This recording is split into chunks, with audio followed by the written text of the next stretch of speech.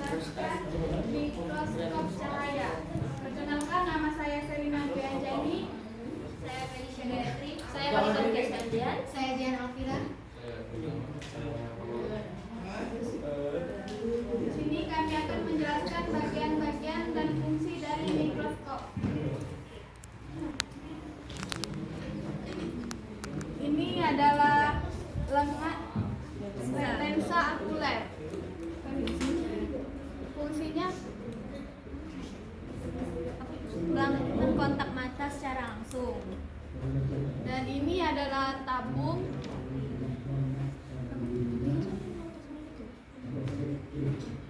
Tabung fungsinya untuk menghubungkan lensa yang untuk dapat akuler dan lensa. Di sini ada makrometer atau pemutar kasar yang akan menaikkan atau menurunkan tabung secara cepat. Sedangkan di sini ada mikrometer yang akan menaikkan atau menurunkan tabung secara lambat.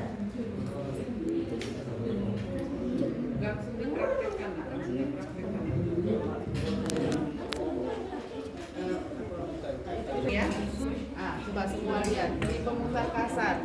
Apa fungsinya? Untuk menaikkan atau menurunkan tabung secara cepat. Secara cepat ini ya. Nih, coba lihat. Jadi ini untuk mengatur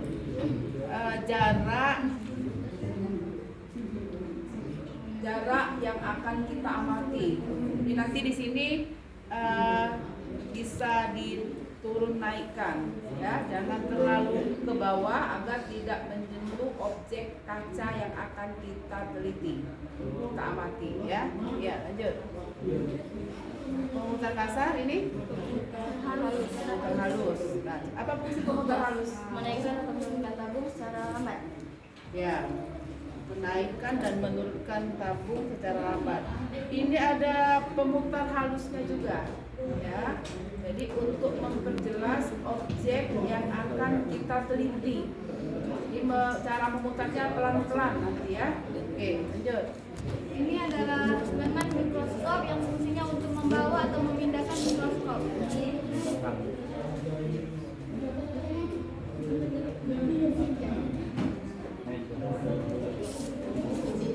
Yang lain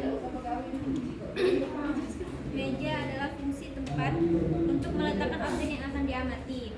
Hal ini adalah lensa objektif untuk memfokuskan dan mengumpulkan yang gambar yang telah diamati untuk mendapatkan gambar. ya.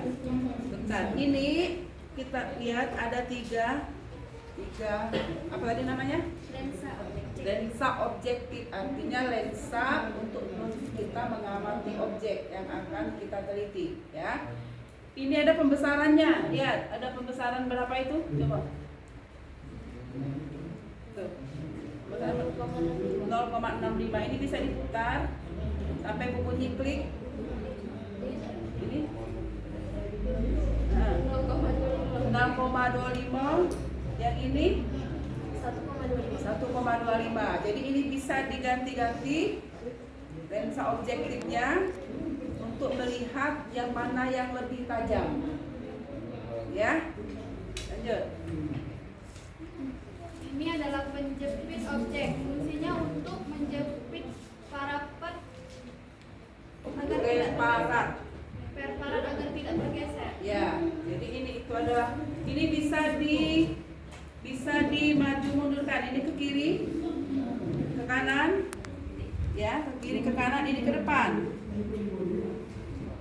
Ya, jadi objek kacanya yang akan kita lihat preparat ditaruh di sini. Setelah di tengah baru kita atur posisi penempatannya. Ini untuk menjepitnya. Ya, ini untuk menjepit. Ini untuk mendorong ke kanan ke kiri, memastikan bahwa objek kaca yang akan kita teliti itu tepat di tengah. Setelah di tengah baru kita jepit agar preparat yang akan kita amati itu tidak bergeser lagi. Ya. Nih, untuk maju-maju mundur. Coba semua dipraktekkan. Semua dipraktekkan. Tidak. Bisa semua? Bisa. Maju mundur bisa? Oke, lanjut.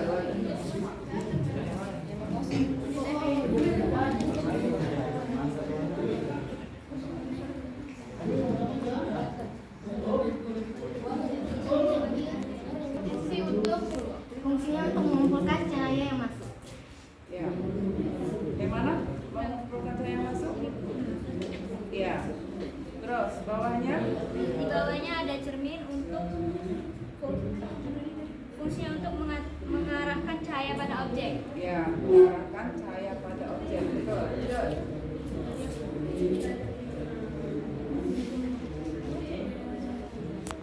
Mikroskop. Yang berfungsi untuk menyangga, mendorong atau menolakkan mikroskop. Ya. Sudah. Sudah. Sekian presentasi dari kami. Kami ucapkan terima kasih. Assalamualaikum warahmatullahi wabarakatuh. Waalaikumsalam. Satu lagi. Assalamualaikum warahmatullahi wabarakatuh. Perkenalkan, kami dari kelompok 7 dan saya sebagai moderator, saya Dwina Dealia dan anggota saya. Ahmad Fikri, Trian Dokter. Baiklah, bedanya kami sini akan mempresentasikan, yaitu mikroskop cahaya. Ada pun beberapa bagian mikroskop cahaya. Yang pertama yaitu lensa okuler yang terdapat pada di atas ini yang berfungsi untuk melakukan kontak langsung terhadap objek. Masukkan materi dulu. Bagian bawah. Biar kita masuk ya. Ya. Oke. Lihat penetapan. Baiklah, selanjutnya yaitu tabung, di mana tabung ini menghubungkan antara lensa okuler dan lensa objektif. Baiklah, selanjutnya yaitu lensa objektif. Lensa objektif ini posisinya ada di dekat objek untuk memperbesar bayangan objek. Ya, ada 3 pembesaran masing-masing bisa diganti di tengah untuk memperjelas objek yang akan kita teliti, ya. Baiklah teman-teman, selanjutnya di sini ada pemutar kasar atau mikrometer, berfungsi untuk menggerakkan tubuh ke atas ke bawah secara cepat. Tabung. Ya. Baiklah, selanjutnya yaitu pemutar halus atau mikrometer, berfungsi untuk menggerakkan ke atas ke bawah secara halus. Memperjelas objek yang akan kita teliti dengan yang halus itu, ya. Jadi caranya dengan memutar ke kanan, ke atas, ke bawah secara perlahan sampai objek yang kita teliti jelas. Ya. Baiklah teman-teman, selanjutnya yaitu lengan. Lengan ini berfungsi sebagai pemegang saat memindahkan atau membawa mikroskop.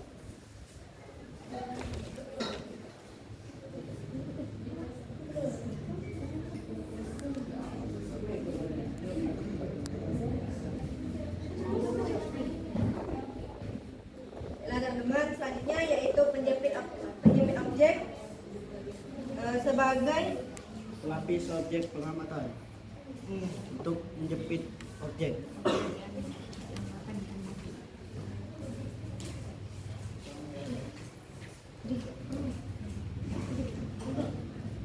Dan selanjutnya diafragma untuk mengatur jumlah masuknya cahaya dan reflektor untuk memantulkan cahaya ke dalam diafragma. Baiklah teman-teman, yang terakhir Ini meja kerja sebagai tempat objek yang akan diamati.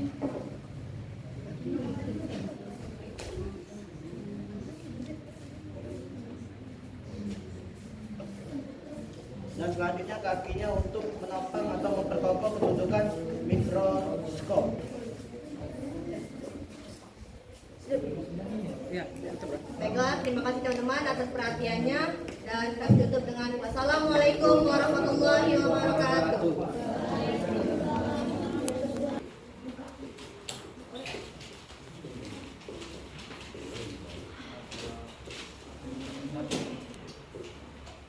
Nah, di kelas 10 ya, kalian sudah belajar tentang tumbuhan spermatofita. Apa itu spermatofita? Ada yang masih ingat apa itu tumbuhan spermatofita?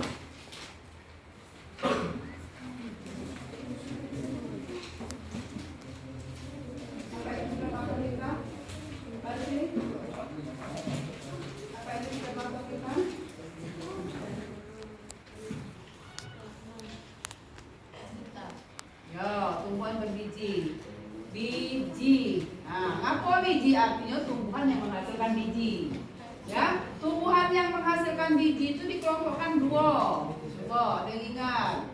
Satu. Terus ya, gimnos permae dan angiospermae. Oke. Apa itu gimnos? Apa itu angios? Apa itu gimnos? Apa itu angios? Ya.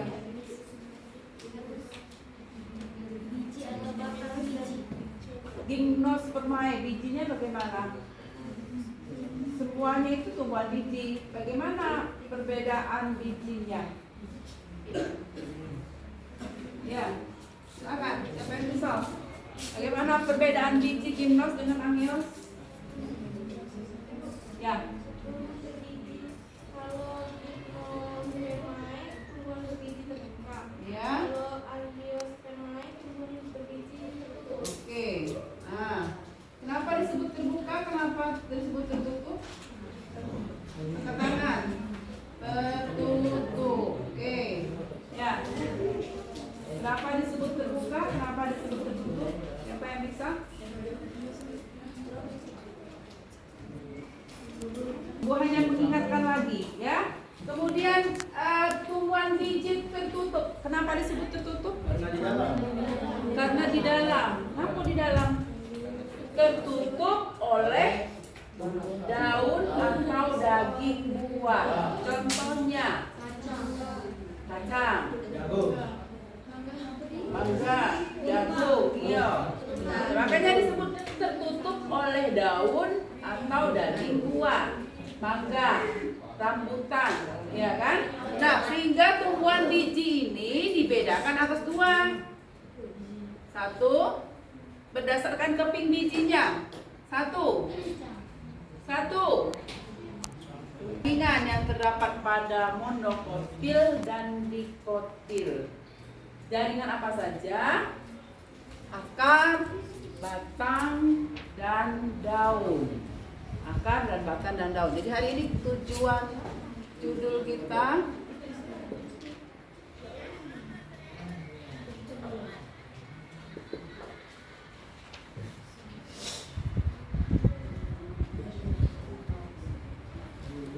pengamatan jaringan tumbuhan monokotil dan dikotil.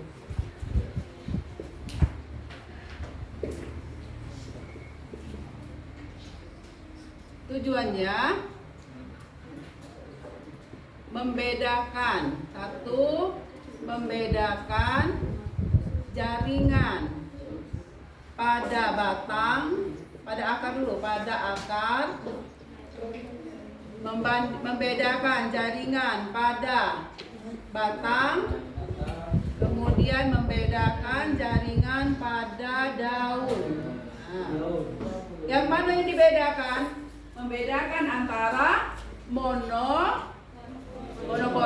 dan dikotil. Oke, sama ya. Nah, batang juga monokotil dan dikotil. Nah, tuh. Nah, Ibu di depan sudah menyiapkan preparat awetan, ya. Preparat awetan namanya ini. Ya, jadi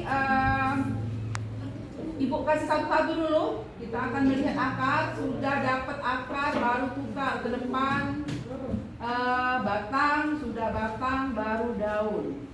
Ya, yang sudah dapat gambarnya nanti dipoto. Ya, kita akan membandingkan dengan gambar aslinya. Kemudian apa perbedaannya, baik itu letak maupun bentuk. Sampai di sini ada pertanyaan? Tidak ada? Ya, masing-masing kelompok itu balikkan satu-satu.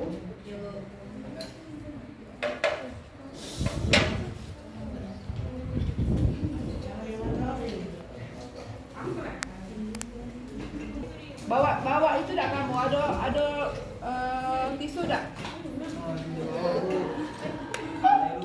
Akar monokotil ya. Akar monokotil 4.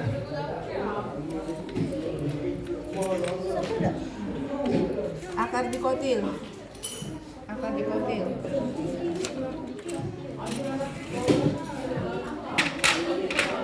ini ya partikotil.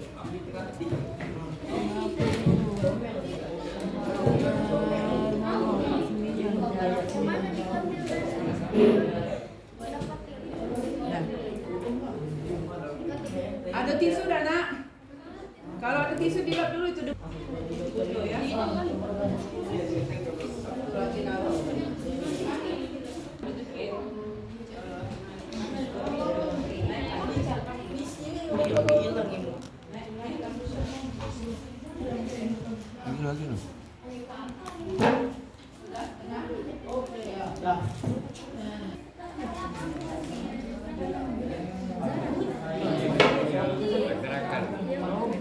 Udah lah, takut. Sama lagi. Kalau sudah